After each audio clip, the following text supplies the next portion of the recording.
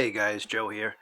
Alright, well, if you ever find yourself in a pinch where you busted some of your belts for the little 1x30 belt sander, there is a solution. You can make your own belts, and I'll show you how to do it here. We started off with, I'm using 3M wet dry sandpaper. 3M is pretty good quality stuff. You can see there the thickness of the original belt from the machine, and it's a much thicker material, so just be aware of that. I'm matching up the angle, mark it on the one piece of paper, stack all three. I've cut them into strips to match the 1-inch width of the belt, and there's my line. Now if I fold it around and tuck it underneath there, so now I cut everything all at once. Grab a pair of scissors and just follow that cut line. As I'm cutting through both sides of all 4 strips at the same time, that guarantees me that my angles will all match up perfectly flush with each other when we go to tape them together in a little bit. And that's the reason why I did that. Here's the completed belts. All I did was lay the strips together. Initially, I took the reinforced packing tape. It's got those fiber strips in it. That's what the actual original sanding belts are reinforced in a similar way. So I grabbed them, I stretched them out and lined them up, measured them off to the old belt, and taped them all together. We're going to start, I want to put this through a bit of abuse to see what these can really do. So we're going to start with sharpening this old hatchet that I have, and I use that for a lot of carpentry work, so it gets a fair share of abuse. So let's see what we can do with that. Now, as you see, one of the things I'm doing here is I'm actually using the little metal backer, which turns out not a great idea. But what'll happen, what did happen, as you see there, it's sharpening okay. I mean, you can see that it's starting to come around, and I'll show you the other side of this hatchet so you can see what we started off with and what we looked at. This is what we have now. This is after just going on the lowest grit so far, and that's what the edge actually looked like to begin with. So I'm kind of happy with the progress that this is making. I don't like that the belt broke, but I have a feeling that I know why that is, and we're going to take a look at it and see what it is that happened. I'm going to pull the belt out and take a look at where it broke. Now, if you look where I put those packing tape strips at the connections, that's not where it broke. Right here, that's holding up fine. It's actually the paper that tore. So either I was pressing a little too hard, or it's the fact that the paper is super thin. So what I did was I just took a long strip, wrapped it around the whole inside of the belt, and everything seems to be a little tougher now. It feels a little tougher. We'll put it back on and see if we have any better luck with it. So again, back to sharpening it against that metal back plate. If you go a little higher, if you go into the slack of the belt, it's a little gentler.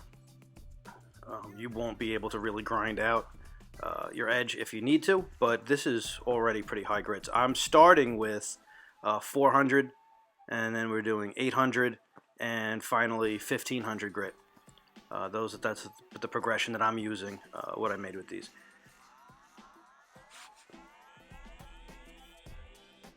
So now I'm going to switch. We're finished with the 400, and we'll go up to the 800. You can actually spray this with water if you wanted to. Once you get the belt moving, just give it a couple little spritzes of water. That'll coat the belt pretty well, and then you'll have the effect of wet sanding, which essentially just gives you a higher grit than you're working with dry. It does help remove some of the metal particles and so on and so forth from the belt and from the edge of the blade, but I think for what we're doing here, it's not a critical step, but it's definitely something you can do, especially if you wanted to add more steps in between grits.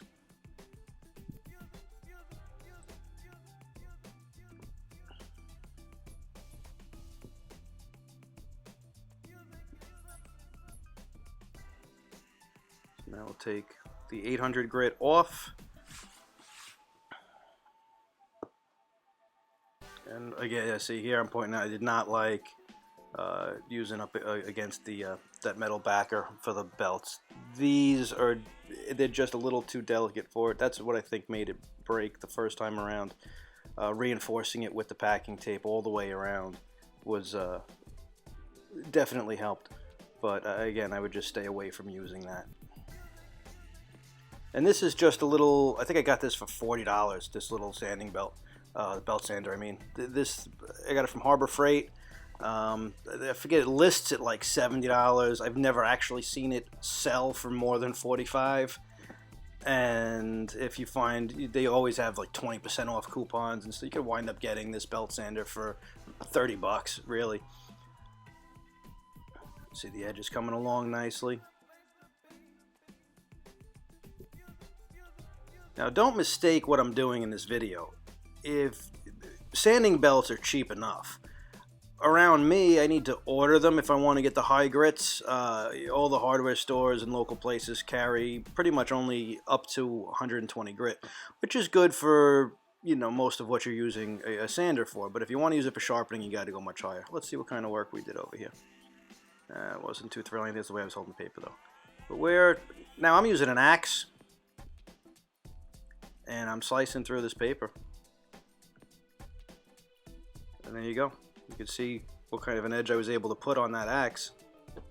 And what did that take? 3 minutes, maybe?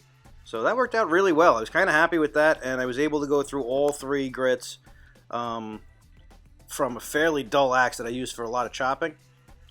And that was good. So I'm happy with that. Let's see what else we can do with this thing.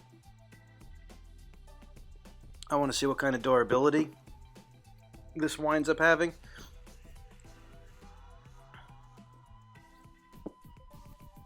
So we'll go back to the original grit, 400 grit.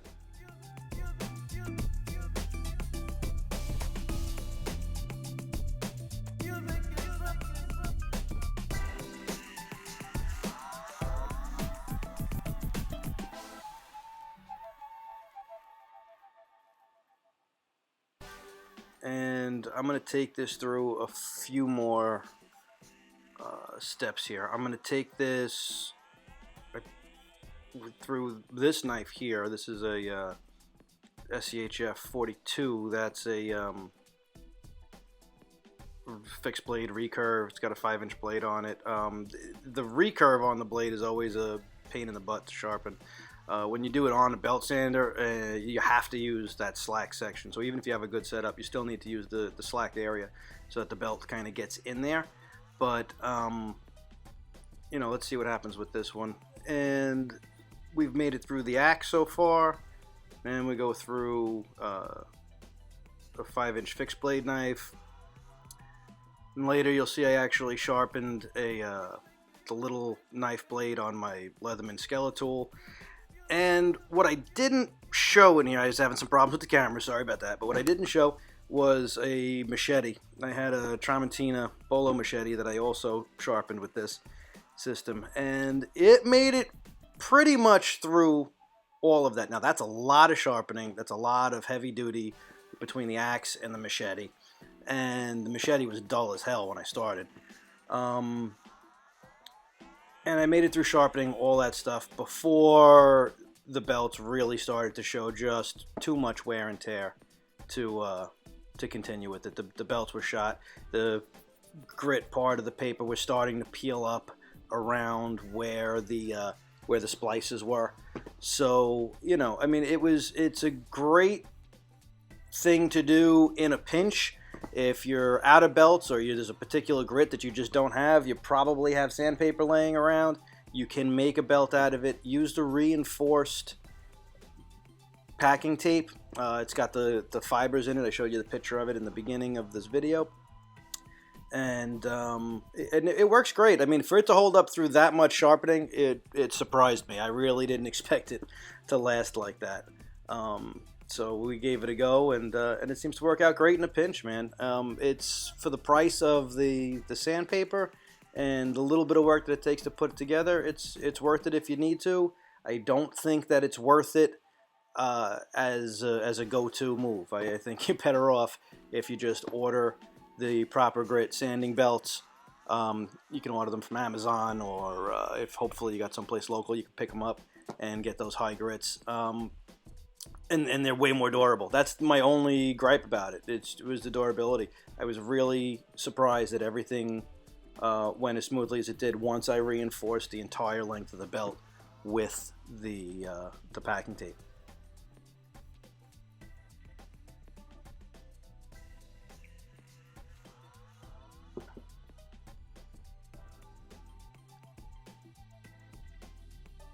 And just for the record, that's all. Everything you see me doing is just regular copier paper. It's not as thick as notebook paper. It's not super thin like like telephone book paper. But let's see if we're shaving sharp. Yep, no problem. And that knife was dull when I started, man. I didn't give you a good demo of it when it started, but that knife was dull.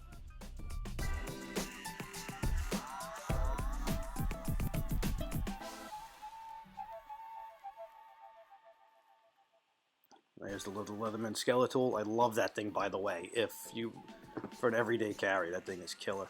That's the wear and tear on these belts at the end of all the sharpening. You can see that there's a lot of wear on it, but this is what we did with it. I mean, that's a lot. Thanks for watching. Please click like and subscribe. Have a great day.